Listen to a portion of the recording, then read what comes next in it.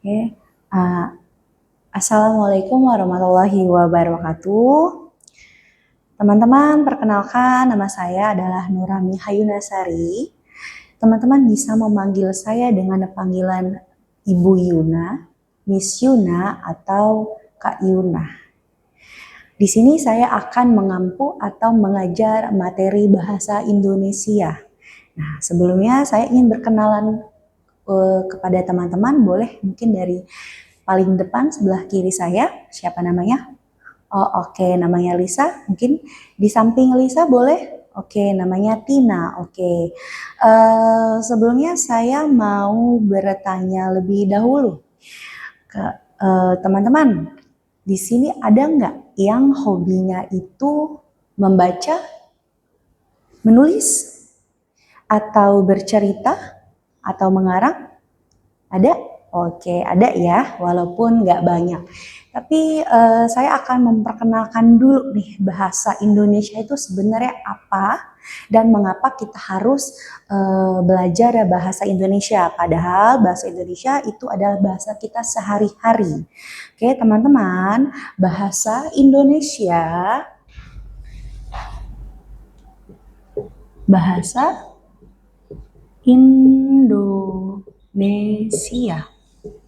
adalah bahasa resmi negara Indonesia. Nah, mungkin di sini teman-teman masih bertanya, kenapa sih Bu kita harus belajar bahasa Indonesia sedangkan kita itu sehari-hari memakai bahasa Indonesia. Oke, di bahasa Indonesia tadi saya sudah bertanya apakah teman-teman ada yang hobi yang membaca, menulis, mengarang, bercerita, atau yang senang berbicara di depan umum. Nah, itu semua kita harus pakai bahasa Indonesia yang baik dan benar. Oke, pada dasarnya bahasa Indonesia sendiri itu diambil dari 3 narasumber. Apa aja narasumber bahasa Indonesia? Yang pertama adalah jelas bahasa Melayu. Yang kedua diambil dari bahasa daerah. Yang ketiga diambil dari bahasa serapan, atau kita bilang bahasa asing, atau asalnya dari negara asing, dan juga Sanskerta. Oke, mungkin ada yang bertanya apa itu Sanskerta?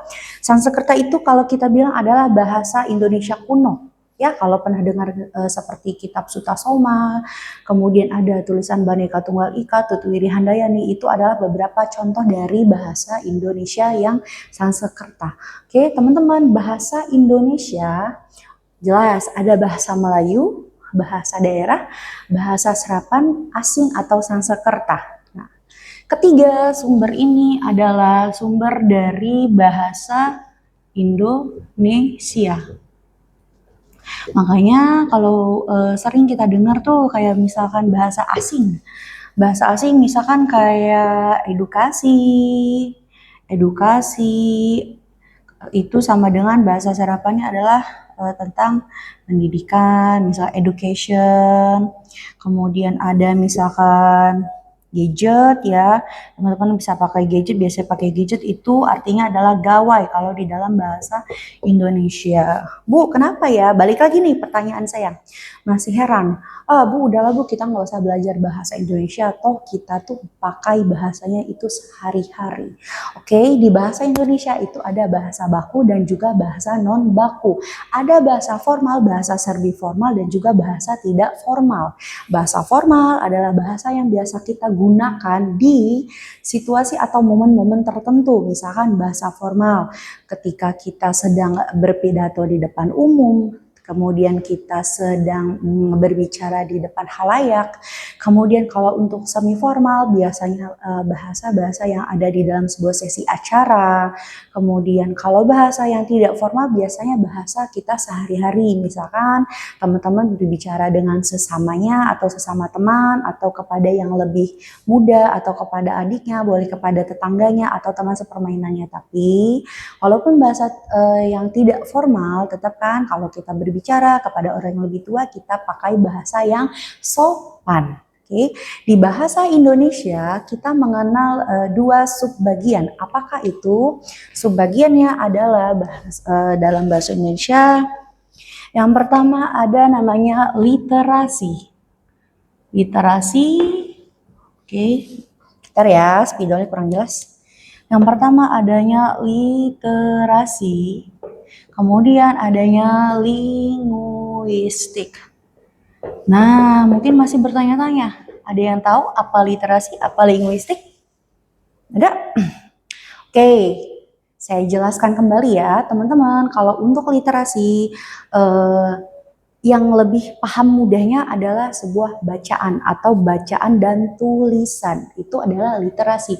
Jadi segala sesuatu yang berupa bacaan, tulisan, itu kita bilangnya adalah literasi. Ya. Kemudian ada linguistik, Bu. Linguistik itu apa sih? Mungkin ada yang baru dengar linguistik.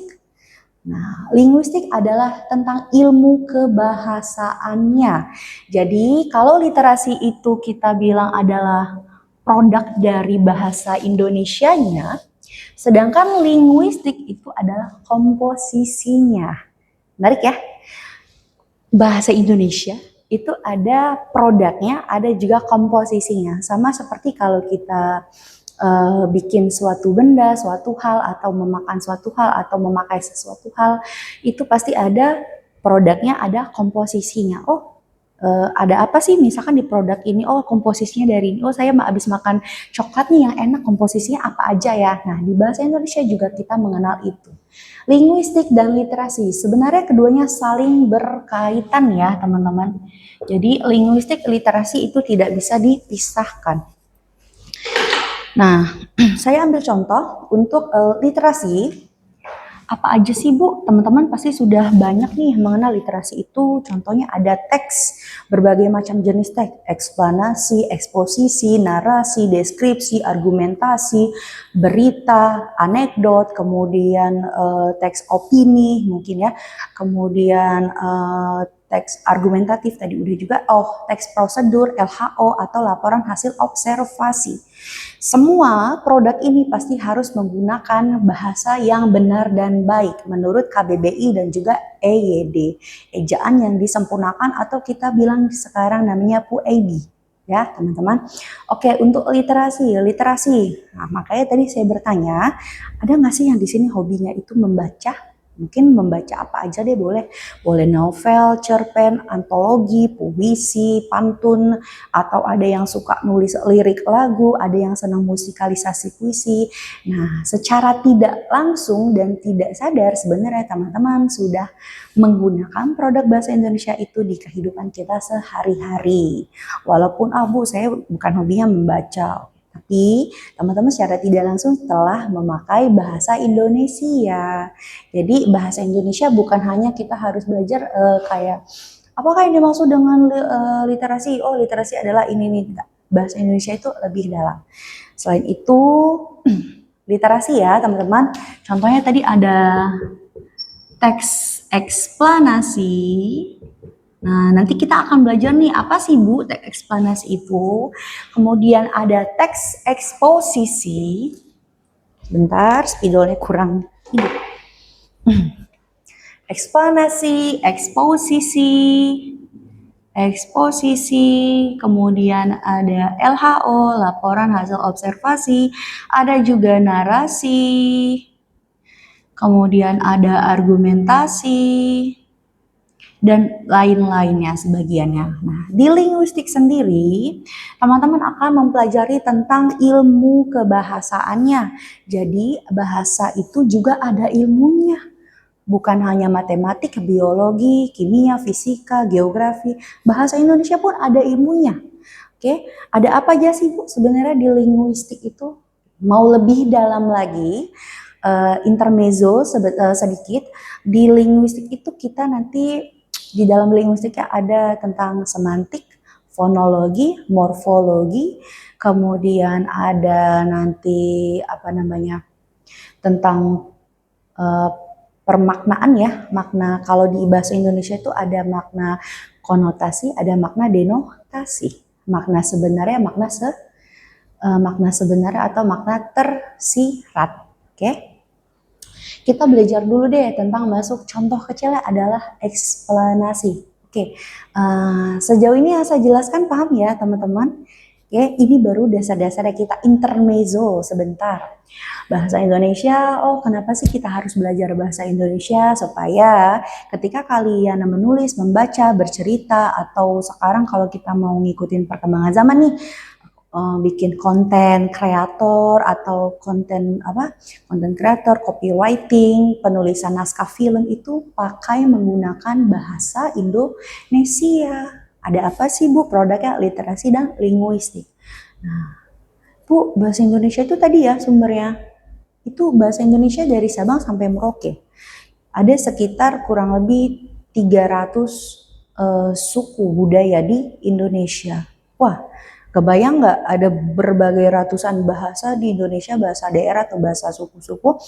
Ternyata sumbernya itu dari 3, bahasa Melayu, bahasa daerah, bahasa serapan asing atau Sanskerta. Makanya kalau kita dengar seperti bahasa Melayu, kalau kita misalkan teman-teman suka nonton kartun-kartun yang dari negeri jiran. Jiran itu artinya tetangga ya. Jadi kalau ada yang bilang, oh negeri jiran, oh berarti negeri tetangga. Misalkan Malaysia adalah negeri jiran, artinya negeri tetangga. Tapi negeri jiran tidak hanya berlaku untuk negara Malaysia. Misalkan kalau temannya ada yang bilang, oh negara Singapura adalah negeri jiran. Benar, kenapa? Karena jiran sendiri dalam bahasa Melayu artinya tetangga. Oke. Kemudian kita masuk ke teks eksplanasi dulu ya. Sebelumnya mungkin sudah tidak asing dengan pengertian eksplanasi. Ada eksplanasi. Oke, teks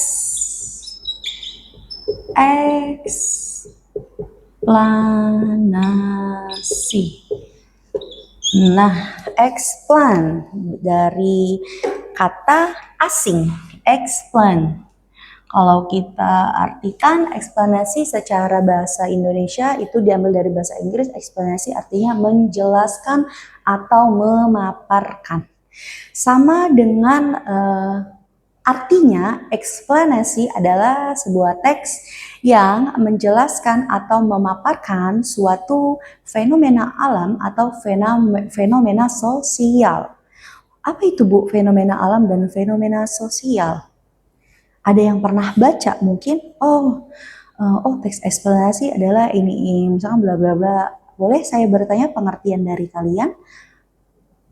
Ada eksplanasi? Iya, benar ya. Eksplanasi adalah teks yang ditulis atau diambil dari kata penjelasan, explanation atau eksplanasi artinya penjelasan. Nah, tadi saya bilang eksplanasi adalah teks yang menjelaskan suatu fenomena alam atau fenomena sosial. Bu, apakah semua fenomena alam atau fenomena sosial yang ditulis adalah merupakan teks eksplanasi? Tidak semua. Dalam teks eksplanasi itu kita melihat ada ciri-ciri dari teks eksplanasi. Oke, ciri-cirinya apa aja sih Bu? Ciri-ciri dari eksplanasi. Yang pertama adalah dia harus berupa informatif.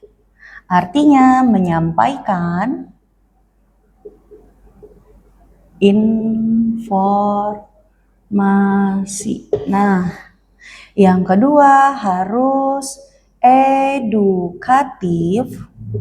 Edukatif artinya sesuai dengan data penjelasan faktanya. Ya. Edukatif artinya ada ilmunya.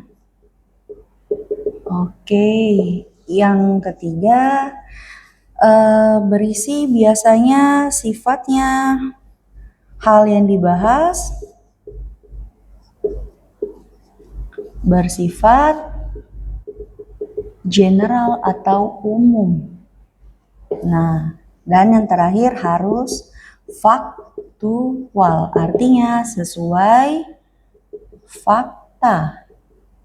Oke. Bu, apakah semua hal yang berisi informatif itu disebutnya text explanation atau text eksplanasi? Tidak ya, teman-teman. Kalau di bahasa Indonesia kalian akan mengenal teks berita. Teks berita juga ada. Teks berita adalah teks yang berisikan tentang informasi juga. Hanya yang membedakan adalah faktual dan aktual. Kalau di eksplanasi kita cukup melihat tentang faktualnya, artinya sesuai fakta. Tapi kalau di berita, teman-teman harus melihat faktual dan aktual. Faktual adalah sesuai fakta atau sesuai kebenaran yang ada di lapangan. Sedangkan kalau aktual artinya adalah hal yang baru terjadi atau kita bilang masih hangat-hangatnya informasi itu dibicarakan. Oke, nanti kita lebih lanjut, kita akan bahas ke materi teks berita ya teman-teman. Oke, untuk informatif, edukatif, hal yang dibahas bersifat umum, kemudian faktual atau sesuai fakta. Sampai di sini untuk ciri-cirinya ada pertanyaan mungkin? Tidak ada? Oke, lanjut ya. Oke, teman-teman, teks eksplanasi. Atau masih bingung nggak teman-teman, oh eksplanasi itu apa ya? Nah, jadi lebih singkatnya adalah eksplanasi adalah teks yang akan menjawab pertanyaan mengapa dan bagaimana. Contoh kecilnya, kita kadang suka timbul pertanyaan-pertanyaan yang out of the box ya, atau rasa ingin tahu misalkan, oh kenapa ya bisa terjadinya tsunami gitu, atau mengapa bisa terjadinya gempa bumi. Mengapa Indonesia dibilang sebagai negara gunung berapi atau negara cincin panas atau cincin berapi? Eksplanasi hadir untuk menjelaskan pertanyaan-pertanyaan itu. Atau kalau dalam fenomena sosialnya misalkan, orang Lampung itu nenek moyangnya dari mana ya? Orang Lampung itu artinya apa ya? Lampung itu sebenarnya suku yang terbentuk dari suku apa ya? Nah, eksplanasi hadir untuk menjelaskan jawaban-jawaban mengapa dan bagaimana. Nah, sekarang udah banyak nih di media sosial atau di internet contoh-contoh penyampaian teks eksplanasi. Kita suka lihat, saya suka lihat kalau di media sosial itu seperti yang membahas, tahukah kamu apa yang dimaksud dengan tsunami? Nah, itu adalah contoh dari teks eksplanasi. Tsunami adalah gelombang gelombang besar laut yang terjadi jika terjadinya patahan kerak bumi atau patahan dari lempengan bumi misalkan. Kemudian eksplanasi akan membahas itu nanti. Atau tahukah kamu asal muasal makanan empek-empek? Itu adalah contoh dari teks eksplanasi. Teks eksplanasi hadir untuk membahas pertanyaan mengapa dan bagaimana. Oke, sejauh ini ada pertanyaan? Ingat ya, ciri-ciri eksplanasi adalah informatif, kemudian edukatif, kemudian hal yang dibahas bersifat umum, kemudian faktual atau sesuai fakta. Lanjut, kita akan membahas strukturnya.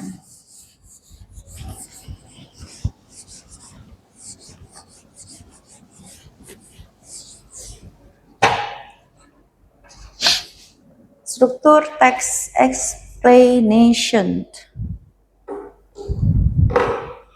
Sebentar ya, spidolnya kurang aktif teman-teman.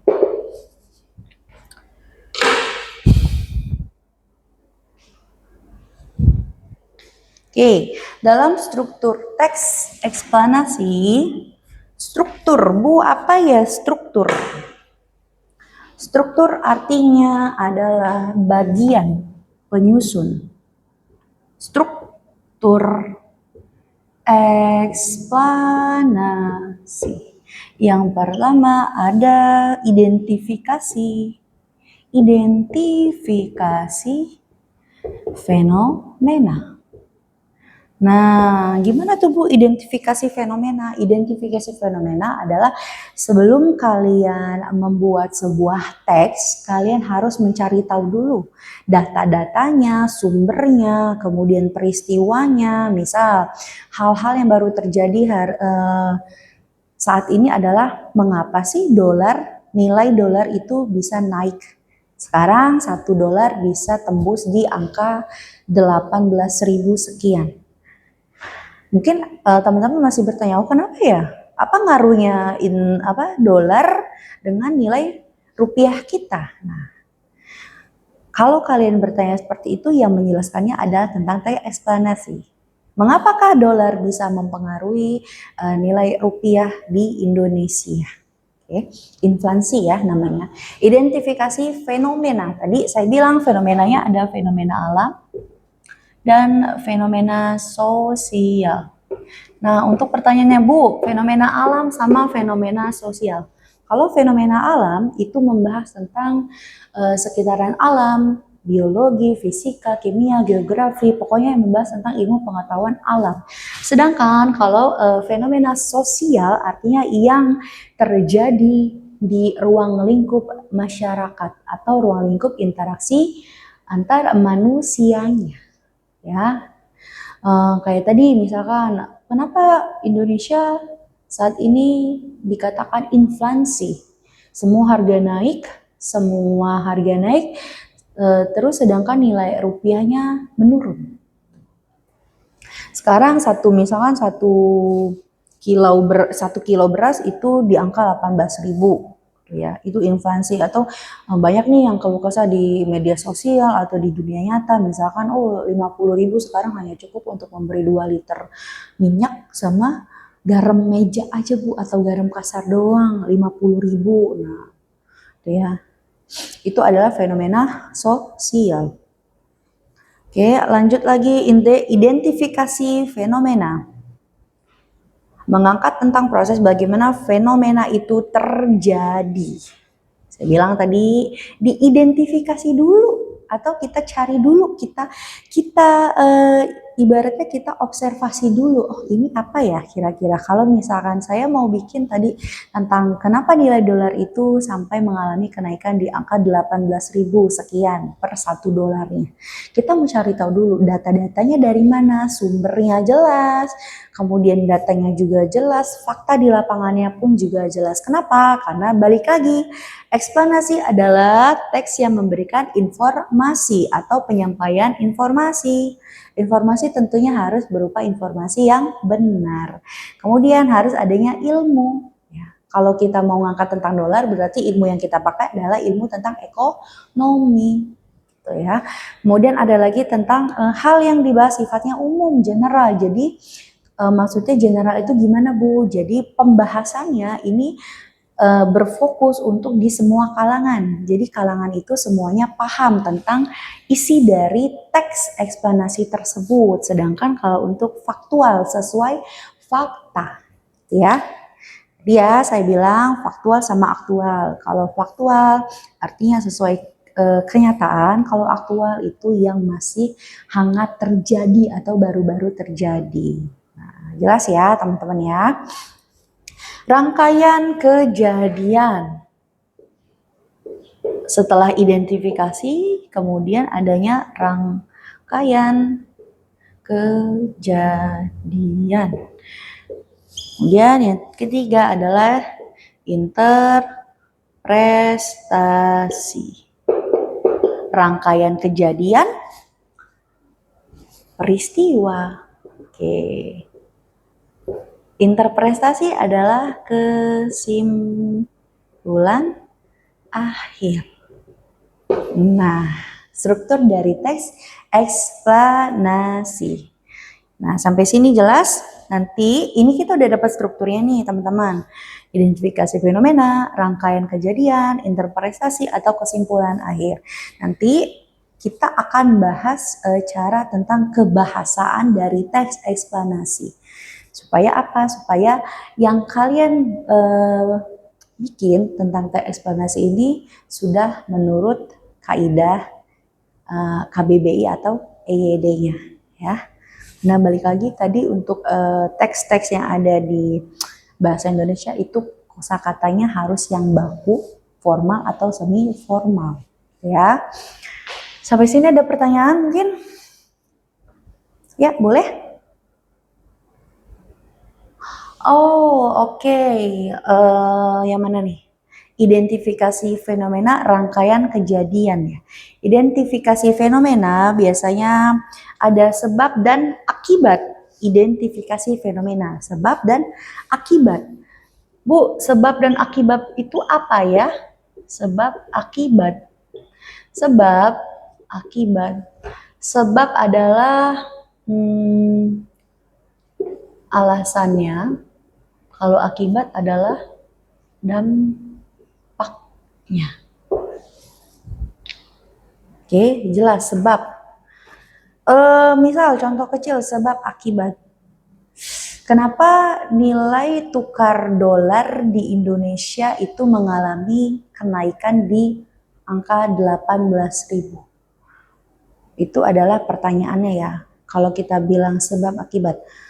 Karena dolar naik di angka 18.000 rupiah per 1 dolar, maka harga-harga bahan pokok di Indonesia itu juga ikutan naik. Jadi ada sebab, ada akibat. Jelas ya? Atau contoh kecilnya gini deh. Misal sebab kalian tidak makan, akibatnya kalian sakit perut.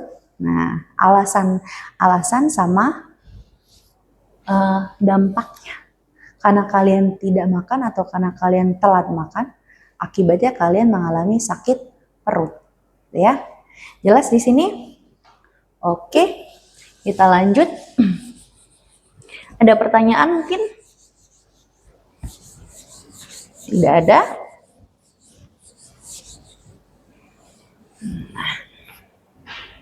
Bahasa Indonesia. Teman-teman, sebelumnya saya mau tanya nih, kalau untuk bahasa Indonesia sendiri, sejauh ini di sekolah ataupun di luar sekolah, selama proses mengajar ada nggak sih kendalanya? Atau Bu, saya ngerasa bosan deh dengan bahasa Indonesia. Kenapa? Karena ujiannya banyaknya baca. Soalnya panjang-panjang Bu, jadi ya udahlah pilih jawabannya yang paling benar aja. Ada? Oke, ada ya, jelas pasti ada. Karena saya pun di zaman kalian juga pasti ada masa-masa seperti itu. Bahasa Indonesia itu sebenarnya kuncinya adalah satu, baca. Ya, mau nggak mau kita memang harus baca. Yang kedua, setelah baca kita harus fokus. Berbeda dengan materi lainnya, mungkin kalau untuk matematika atau fisika itu kalian harus baca, mengerti, dipahami, kemudian dihafalkan untuk rumusnya. Kalau di bahasa Indonesia, kita baca, kita pahami, dan kita baca, fokus, dan kita pahami. Jadi bahasa Indonesia untuk soal itu bukan jawaban yang paling panjang adalah jawabannya, tapi bahasa Indonesia adalah jawaban yang paling tepat. Ya. Lanjut lagi. Dalam kaidah kebahasaan, tadi saya bilang berarti kalau kaidah kebahasaan masuknya ke ilmu linguistik ya teman-teman. Nah, sejauh ini saya perkenalkan dulu ilmu linguistiknya. Menggunakan kalimat pasif dan kalimat tidak langsung. Oke, ada kalimat pasif, ada kalimat aktif. Kalimat pasif, kalimat aktif. Nah, pernah dengar dong pasti apa itu kalimat aktif, apa itu kalimat pasif. Oke, ada yang mau beri contohnya? Misalkan untuk Lisa, mungkin Lisa mau memberikan contoh yang dimaksudkan dengan kalimat aktif atau kalimat pasif. Oke, Budi sedang bermain bola di lapangan adalah contoh dari kalimat pasif. Kemudian kalau untuk Tina, mungkin Tina boleh menjelaskan bagaimana contoh dari kalimat pasifnya. Oke, tadi kata Lisa, kalimat aktif Budi sedang bermain bola di lapangan. Kalau menjadi kalimat pasif, bola dimainkan Budi di lapangan. Jadi kalau kita bilang, oh berarti dibalik-balik aja ya Bu ya, aktif sama pasif. Sebenarnya faktanya ya, tapi tetap ada rumusnya ya sayang. Jadi bukan kita asal comot, asal jawab gitu, bukan ya. Kalimat aktif ya. Nah tadi Budi bermain bola. Diubah menjadi kalimat aktif, bola dimainkan Budi. Jadi objek,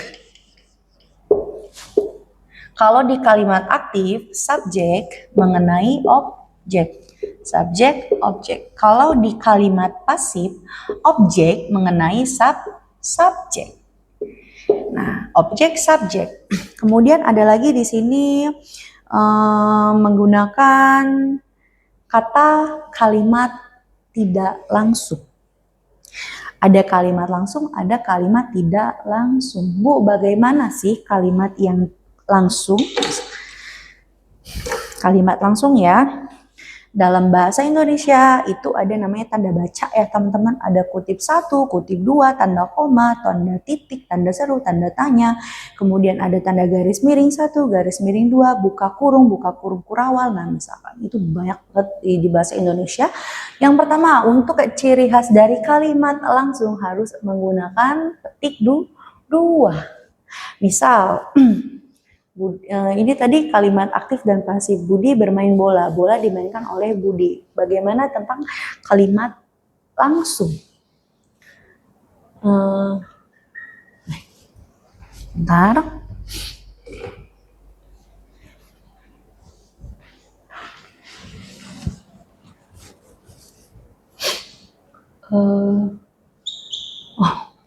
Bentar ya teman-teman, spidolnya kurang jelas. Kalimat langsung ya. Jangan lupa tanda petik 2. Kenapa? Karena ini menandakan bahwa kalimat ini adalah langsung. Dalam EYD, ejaan yang disempurnakan. Budi sudahi main bolanya. Waktunya mandi. Tanda seru, tanda petik 2. Ucap ibu. Nah, ini adalah contoh dari kalimat langsung. Ada tanda bacanya, petik 2. Kalau dia memang tanda tanya, dia harus memakai tanda tanya. Kalau dia tanda seru atau kalimat seruan atau kalimat perintah, maka harus disertakan tandanya, tanda seru. Budi, sudahi main bolanya, waktunya mandi. Ucap ibu. Itu adalah contoh dari kalimat langsung. Bu, bagaimana kalimat tidak langsung? Kalimat tidak langsung adalah kalimat yang tidak menggunakan tanda seru. Budi sudahi main bolanya, waktunya mandi. Bagaimana dengan kalimat tidak langsung? Misal,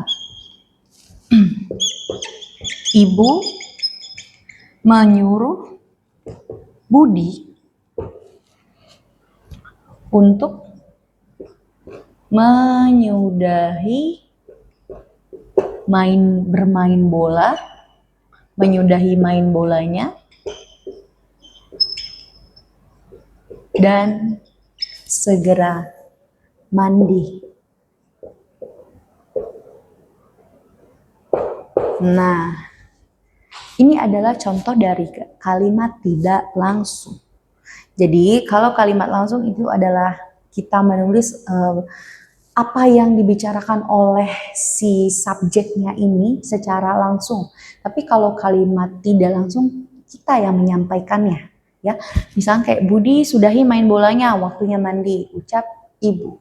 Oh, berarti tidak ada yang diubah dari omongan ibu ke Budi. Tapi kalau ibu menyuruh Budi untuk menyudahi main bolanya dan segera mandi, itu adalah kalimat tidak langsung.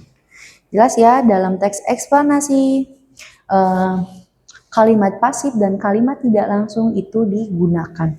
Kemudian yang kedua, adanya menggunakan konjungsi kasual atau waktu. Konjungsi adalah kata hubung. Oh, ternyata setelah kita pelajari bahasa Indonesia, konjungsi itu banyak ya jenisnya. Ada konjungsi temporal, ada konjungsi kasual, ada konjungsi dan lain-lainnya. Oke, singkatnya kalau konjungsi adalah kata hubung ya, teman-teman. Boleh disebutkan, boleh dibantu yang kalian pahami atau yang kalian ingat tentang konjungsi. Contohnya, sebentar ya. Saya bawa spidol juga. Oh, sampai di sini ada yang mau bertanya mungkin? Tidak ada? Oke, kita lanjut ya. Untuk konjungsi. Konjungsi adalah kata hubung. Contoh dari kata hubung, misal ada tetapi, ada karena, ada akan tetapi juga bisa, kemudian dan sebagiannya. Itu untuk kata konjungsi. Nah, di konjungsi kalau di teks eksplanasi yang dipakai adalah konjungsi kausal dan konjungsi temporal. Apa itu Bu, kausal dan temporal?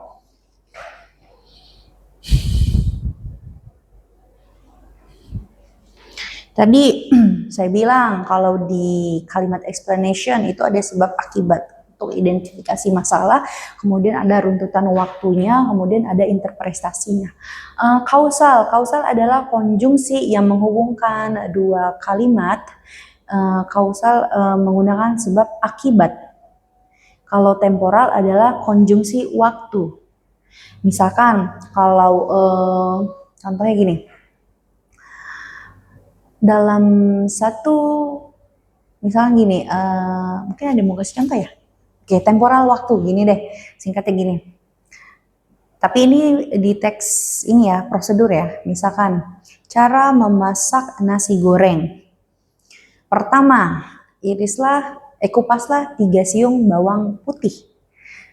Kemudian, irislah bawang putih menjadi, atau kemudian cincang atau irislah bawang putih. Kemudian adalah contoh dari teks temporal. Jadi ada tahapan-tahapan waktu setelahnya. Pertama, si bawang ini disuruh kupas, kemudian disuruh potong atau diiris. Itu adalah temporal.